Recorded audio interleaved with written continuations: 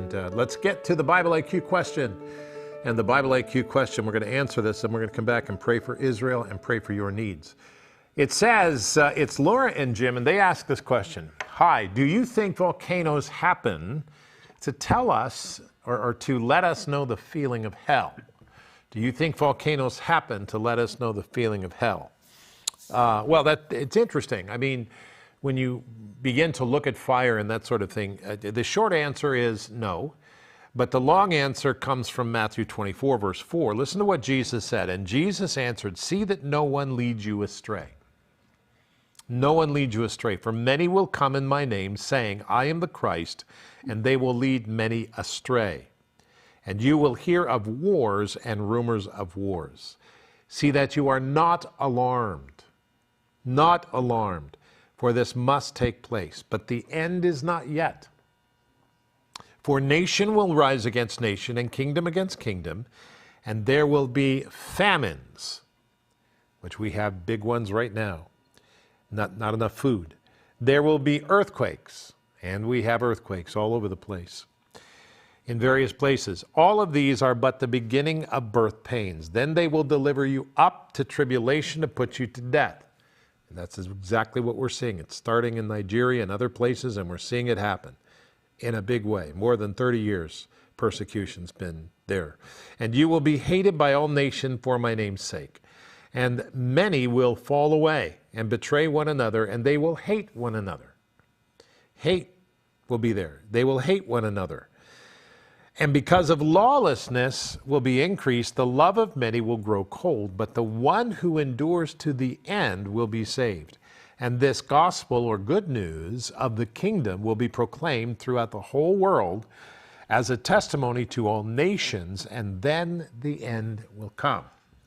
So God tells us in 4 to 14, in these 10 verses, God speaks to us and tells us not to be deceived and to understand. So it's easy when we look at and see the excitement of a volcano destroying, but that's not necessarily the meaning of the end. Now, the volcanoes have been active throughout centuries and millennia, but it's important to remember that things are, in my view, in how I think and how I process information and reading the Bible, it's how I think, is as we are watching, we're seeing the deterioration of society come faster and faster and faster.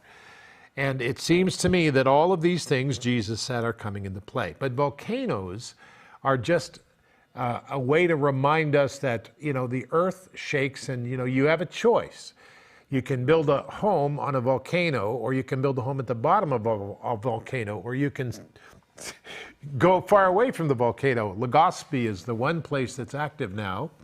And we were there in 1982, Janice and I.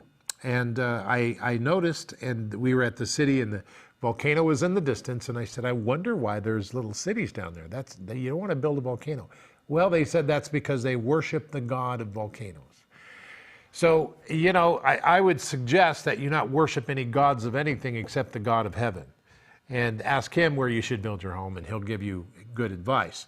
But volcanoes, I don't believe that they let us know the feeling of hell, but they are dangerous. Thank you for your question. Do you have anything to add to that, Kevin? Yeah, so I agree with you, Pastor Rod. Volcanoes have been happening over the centuries, right, over the millennia. But of course, when you see something that amazingly powerful, and I believe Rachel mentioned it in her prayer, you see something so significant, you just see it not even a fraction of God's power. I think more than reminding us of hell, it could remind us of God's power and how his creation, just the extreme conditions within a volcano could remind us of the heat of hell, possibly, right? Or the pain and the anguish that could be caused by the magma and the lava. But I think it should more point us to the power and the magnitude of God, and how amazingly strong our God is, and the beautiful fact that he's on our side, right? He'll never leave us nor forsake us. And I love that verse that says, the Lord your God is with you, the mighty warrior who saves. He'll take great delight in you, and in his love he'll no longer rebuke you, but rejoice over you with singing.